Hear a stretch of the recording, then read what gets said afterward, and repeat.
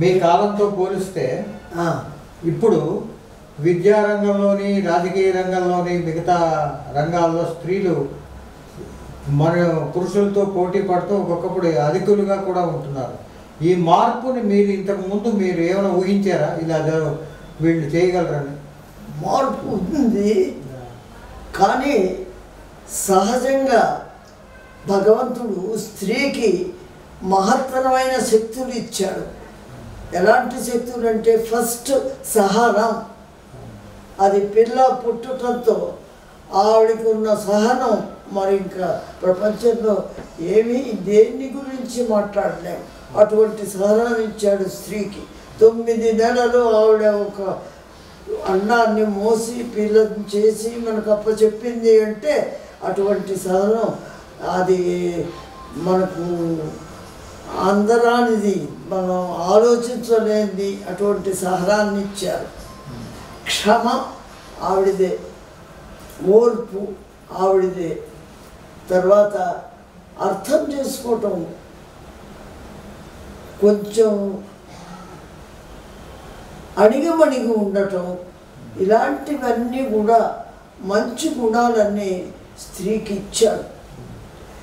ఎందుకు ఇచ్చాడంటే ఆ స్త్రీ శక్తిలో అవి ఉండి తీరాలి అని చెప్పి భగవంతుడు చూసి ఇచ్చాడు.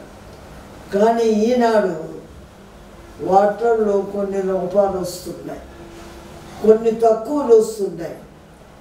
అన్నిటికీ ఎగబడుతున్నారు స్త్రీలు, అన్నిటికీ హక్కులు అంటున్నారు, అన్నిటికీ పోటీ పడుతున్నారు, అన్నిటికీ నేను అంటున్నారు.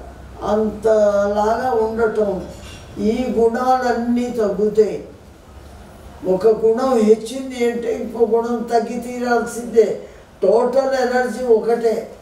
కాబట్టి స్త్రీలో ఉన్న మంచి గుణాలు, మంచి శక్తులు తగ్గుతున్నాయంటే స్త్రీలో ఇటువంటి గుణాలకి తావు ఎక్కువగా వస్తుంది.